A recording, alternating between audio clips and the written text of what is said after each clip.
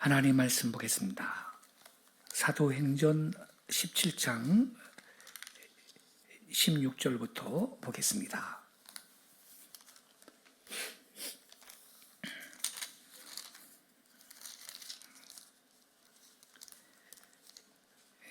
신약성경 217페이지 사도행전 17장 16절부터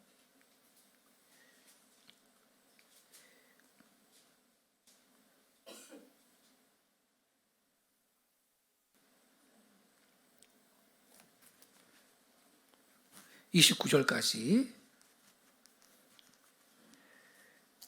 한 절씩 교독하시겠습니다. 바울이 아덴에서 그들을 기다리다가 그 성에 우상이 가득한 것을 보고 마음에 격분하여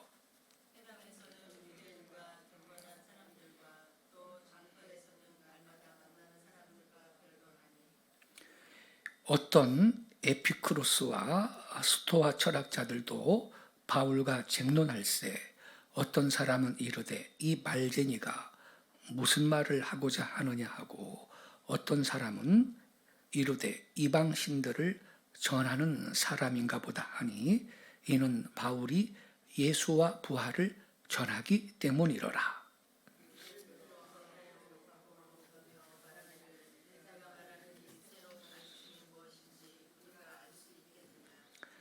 내가 어떤 이상한 것을 우리 귀에 들려주니 그 무슨 뜻인지 알고자 하노라 하니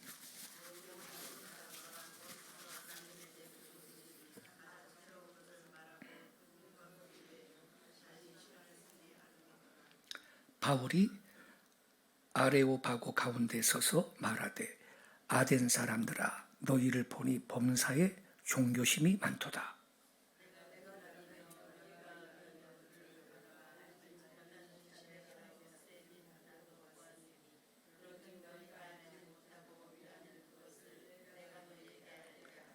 우주와 그 가운데 있는 만물을 지으신 하나님께서는 천지의 주제시니 손으로 지은 전에 계시지 아니하시고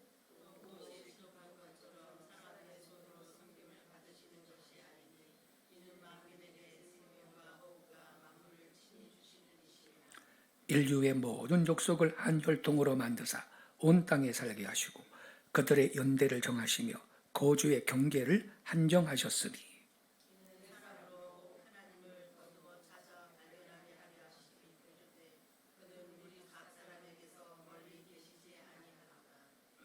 네, 여기까지 보겠습니다.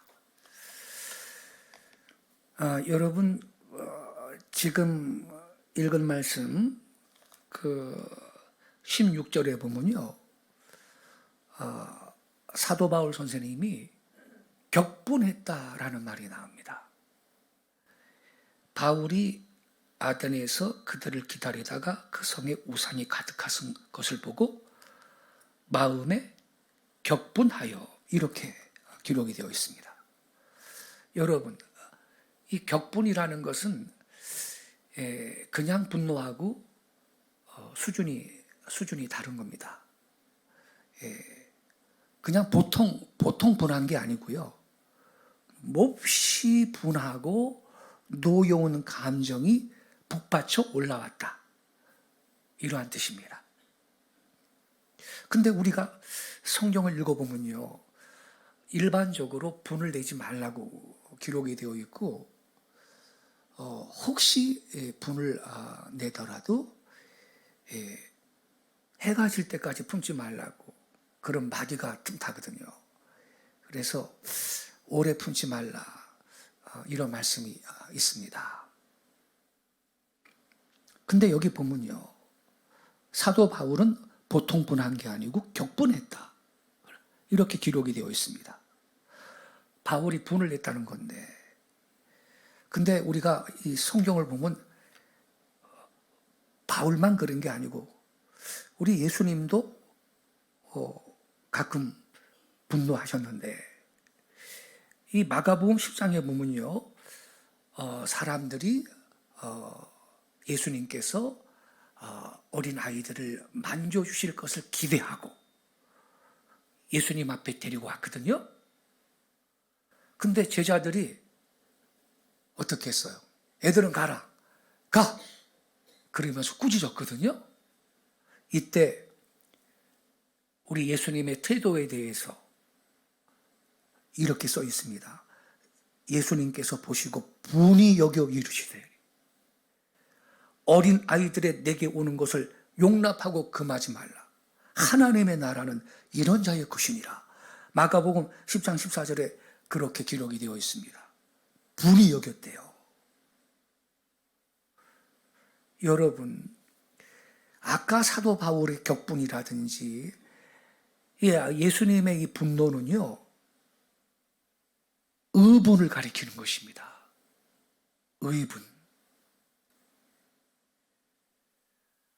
이 마가복음 3장에 보면 또 이런 장면의 그 기사가 있습니다. 우리 예수님께서 안식일 날 아침에 회당에 예배하려고 들어갔는데 손이 바짝 마른 어떤 한 사람이 거기 참석을 한 겁니다.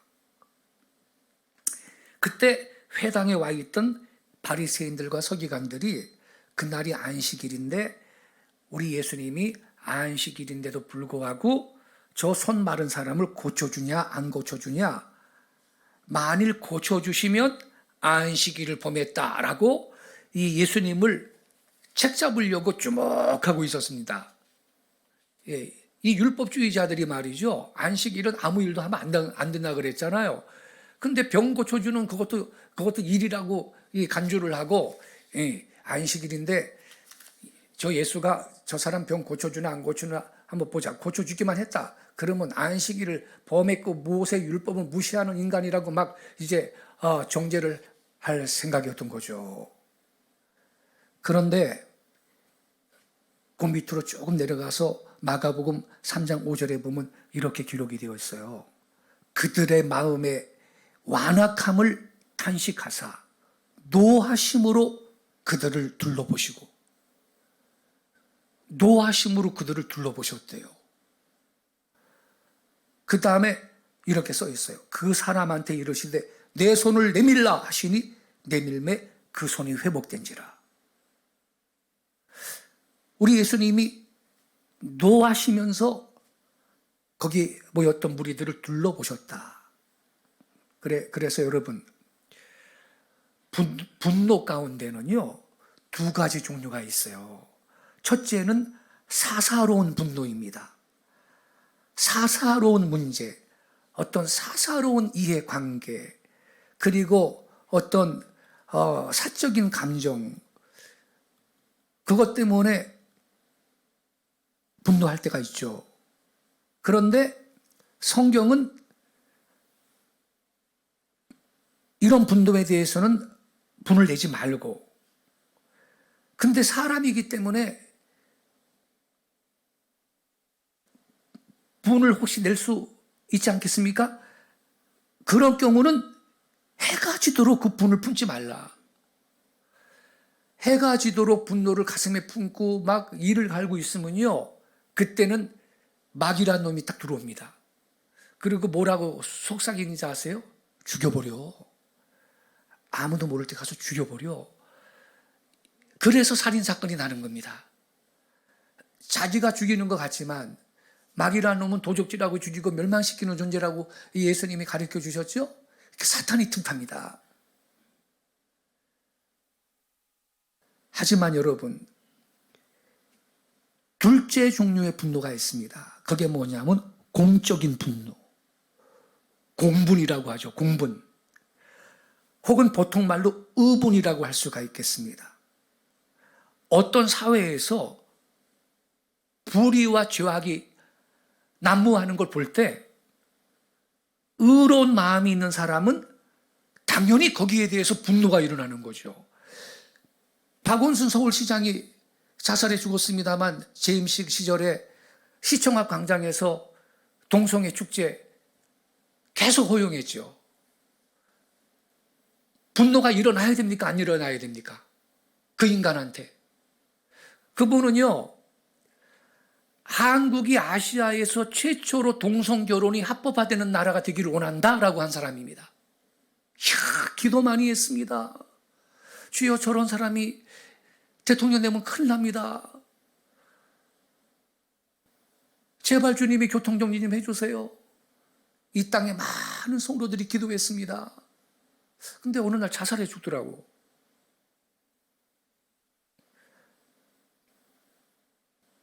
북한에는요, 수만 개의 김일성 동상, 김정일 동상이 있습니다. 평양에 가면요, 거대한 김일성, 김정일 동상 앞으로 기본적으로 가게 돼 있고, 거기에 머리 숙여 절을 하게 돼 있습니다.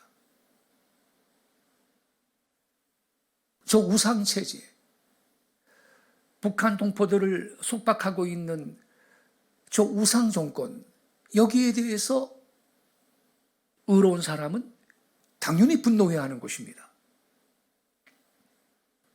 우리는 북한 동포에 대해서 분노하지 않습니다. 저 악한 북한 우상체제와 우상정권에 대해서 우리는 분노하는 것입니다. 이런 건 여러분 사사로운 분노, 개인 감정이 아니죠. 의를 위해서 분을 낼 때가 있다, 이것입니다. 이건 여러분 근본적으로 죄악에 대한 증오로서 일어나는 감정인데, 이러한 감정은 악을 제거하기 위한 봉사와 희생의 활동으로 우리의 삶을 이끌어가는 겁니다. 그래서 본문에도 보면요, 바울이 보니까 아테네에 갔더니 그 성에 우상이 가득했다는 거야. 그래가지고 마음이 격분했대요. 아테네 그러면요, 여기 18절에 보니까 에피쿠로스하고 스토아 철학자들, 이 철학을 논하는 사람들, 지성인들, 당대의 지식인들이 이 동네 많은 도시가 아테네인데, 그런데 우상이 가득했다는 거예요. 그 격분이 일어난 거예요. 여러분, 25년 전인가 칼기가 저기 그 추락을 몇 번 했거든요. 소련이 미사일 쏴가지고 격추된 적도 있고, 또 김현희라는 난파 간첩이 또 폭탄을 장치해가지고 공중에서 폭발해서 한 사람 죽고 그랬잖아요. 그래가지고 세상에 당시에 김포공항에서 거대한 전복이 앞에 그 대한항공 임직원들이 이만한 고사상을 차려놓고 돼지 대가리 올려놓고 사고 안 일어나게 하려고 고사 지냈거든요. 그게 해외 토픽이 났지 않습니까? 세계 최첨단 과학과 미신의 만남, 이게 제목이었어요. 전복이 앞에서 배웠다는 사람들이 그게 무슨 짓입니까? 분노가 일어나는 거죠. 하나님을 아는 지식이 있고 의로운 마음이 있는 사람은 저 뭐 하는 짓이야? 바울은 그러한 우상이 가득한 것을 보고 격분했다고 지금 이렇게 기록이 되어 있는데, 근데 이러한 그 의분이라는 것은 지금 말씀드렸듯이 그 사람을 악을 제거하기 위한 봉사와 희생의 활동으로 이끌어간다라는 거죠. 그래서 바울도 보세요. 결국 열심히 아테네 사람한테 전도하고 있잖아요. 예수님의 부활을 전하고 있잖아요. 22절에 보면 바울이 아레오바고 가운데 서서 말하되 아테네 사람들아, 너희를 보니 범사에 종교심이 많구나. 내가 다니면서 봤더니 심지어 알지 못하는 신에게 라고 새긴 제단도 봤는데 너희들이 알지 못하는 그 신이 내가 누군지 알려주겠노라. 그러면서 만물을 창조하신 하나님에 대해서 열심히 지금 설교하고 전도하고 있잖아요, 여러분. 그러니까 여러분, 우리한테는요, 이 공분이라는 거, 의분이라는 것이 필요합니다. 북한 동포들이요, 70년이 되도록요, 하나님의 존재를 부정하는 세습 공산 독재 정권 치하에서 죽어가고 있는데 그 분노가 안 일어납니까? 거룩한 분노가 있는 사람들은 동방의 예루살렘이 회복되게 해달라고 눈물로 기도합니다. 눈물로 기도하는 것입니다. 우리 예수님도 여러분 6월절 때 있잖아요. 성전에서, 하나님 성전에서 돈 바꾸는 사람, 비둘기 파는 사람, 성전에서 그걸 보고요. 근데 그때 얼마나 타락했냐면 성전에서 좌판 놓고 그런 장사하고 환전꾼 노릇하려면요, 제사장님들한테 뒷돈을 좀 줬다는 거예요. 뒷돈을. 그래야 그 좋은 자리 성전에서도 차지하고 거기에서 좌판 벌어놓고 장사하고 환전꾼 노릇하고 하고 그랬다는 거예요. 썩은 거죠. 그러니까 예수님이 분노가 나가지고 하나님의 집을 강도의 구절로 만들었다 그러면서 상을 예수님이 뒤집어 엎어버리고 말이에요. 채찍을 휘두르면서 예수님 난 내쫓았잖아요. 운유하신 예수님이. 그건 여러분 사사로운 감정이 아니고 의분이었습니다.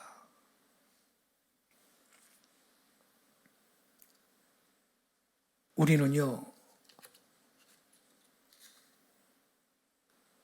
이 본문에 나오는 바울의 분노를 깊이 생각할 필요가 있는 것입니다. 세상의 아테네, 아덴이 그 아테네거든요.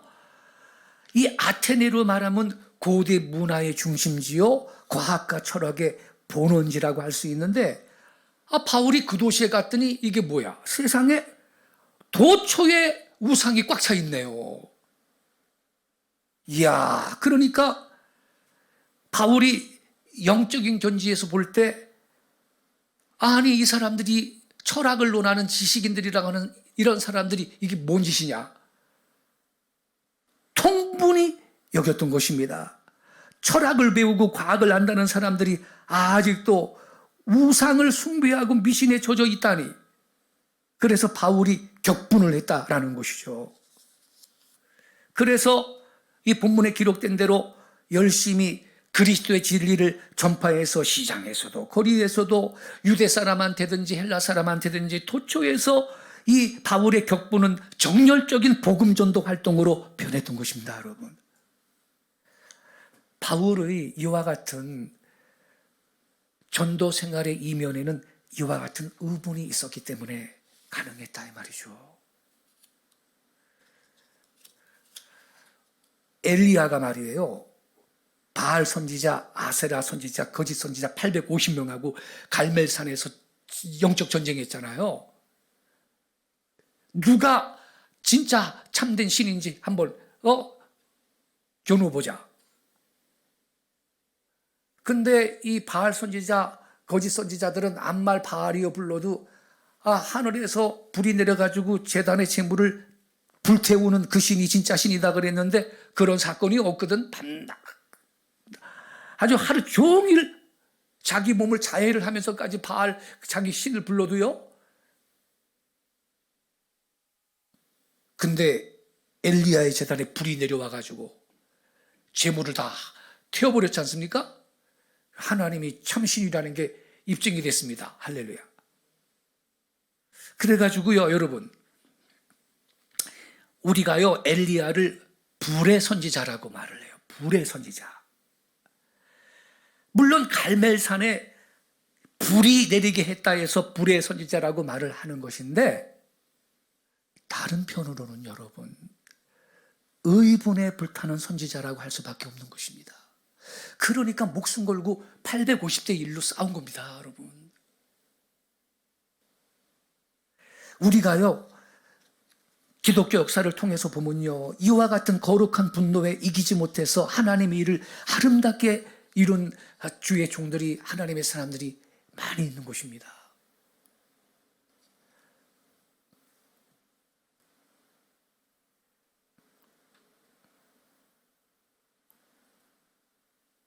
그래서 여러분, 우리는요 하나님의 영광을 위해서, 주님을 위해서 좀 더 의분을 낼 수 있기 바랍니다. 하나님의 나라를 위해서, 주님의 몸된 교회를 위해서 우리는 의분을 내야 하겠습니다. 어떤 목사님이요, 오랜 내전으로 굶주리는 아프리카의 어느 마을을 방문을 했는데요. 거리 나가보니까 굶어 죽는 애들이 한둘이 아니고요. 아주 그냥 피골이 상접을 한 아이들이, 예, 우는 힘도 없고 파리들이 앉았는데도 그 쫓을 힘도 없이 죽어가는 그러한 아이들이 많이 거리에 있는 겁니다. 젖도 못 먹고. 그 목사님이 그 광경을 보고 화가 나가지고 참을 수가 없었습니다. 그래서요, 하나님한테 따졌어요. 하나님, 왜 이러한 비극을, 이런 꼴을 그냥 지켜만 보고 계십니까? 뭔가 대책을 세워야 하는 거 아닌가요? 마구 퍼부었어요. 그러니까 하나님께서 그의 기도를 다 들으시더니, 너무 원망하지 마라. 나는 분명히 대책을 세웠다. 그런 말씀을 하시는 거예요. 그래서 대책이라뇨? 무슨 대책 말이십니까? 영문을 모르는 목사님이 이렇게 따져 물으니까 하나님이 이렇게 말씀하셨답니다. 네가 대책이다. 네가 그 일을 해. 그랬다는 거예요. 내가 너를 심심풀이로 널 만들어서 거기 보낸 줄 아냐? 네가 그 일을 해라. 그렇게 말씀하셨다는 거예요. 여러분, 오늘 날씨 추운데 오케이 박스 나눠드리고 오셨죠. 얼마나 감사한지 모르겠습니다. 그거 별거 아닌 것 같아도 받는 이들은 위로를 받는 거고, 우리한테 이렇게 사랑과 관심을 갖는 분들이 계시는구나. 그 학생들이 격려를 받는 거 아니겠어요? 살 소망을 조금이라도 주지 않겠습니까, 여러분? 얼마나 감사한지 모르겠어요. 종종요, 교회가 왜 이 모양입니까? 그렇게 말씀하시는 그분, 의분을 가진 그분이 바로 그 일을 담당하고 희생을 해야 할 분인 걸 깨달아야 하는 것입니다. 우리 교회 그런 분이 있다는 뜻이 아니고요. 예. 우리 교회 성도님들 다 신실하시죠. 얼마나 감사한지 모릅니다. 그 사람이 지금 깨닫고 있고 보고 있는 상황에서 그 사람이 바로 그 일을 해야 할 사람이 맞죠. 성도 여러분, 분노에는 의분이 있습니다. 의로운 분노는 악을 향하여서 노하는 것입니다. 근데 많은 경우 분노의 대상이 잘못된 사람들도 있어요. 예를 들어서 저 평양의 세습 공산 독재 정권, 하나님의 존재를 부정하고 기독교인들을 박해하고 무자비하게 인권을 탄압하는 10대 청소년까지 한국 드라마 봤다고 공개 처형을 했다고 뉴스에 나왔죠. 그걸 보고서는 사람들이 기절했다는 거예요. 너무너무 참혹해서. 그러면 그러한 그 우상 정권, 하나님의 존재를 부정하고 무자비하게 인권을 탄압하는 저 세습 독재 정권에 대해서 분노를 하는 것은 분노의 방향이 맞지. 그런데 어떤 사람은 왜 분노해? 그 사람 왜 북한 정권 왜 분노해? 사랑으로 품어야지. 이러면서 오히려 다른 스피릿을 갖고 지금 저 3대 세습 독재 정권이 빨리 해체되고 고레스와 같이 의로운 정부가 세워지게 해달라고 기도하는 그쪽을 향해 가지고 분노하는 사람들이 있어요. 이건 분노의 방향이 잘못된 거죠. 성도 여러분, 분노해야 할 악한 대상 앞에서 분노가 발생하지 않는 것은 그것은 책임 회피입니다. 그리고 한편으로는 비겁한 것입니다. 우리 하나님도 죄악에 대해서 분노하십니다. 예수님께서도 완악한 바리새인들을 대해서 분노하셨습니다. 의로운 분노는 오히려 말씀 충만, 성령 충만의 외적인 증거가 될 거예요.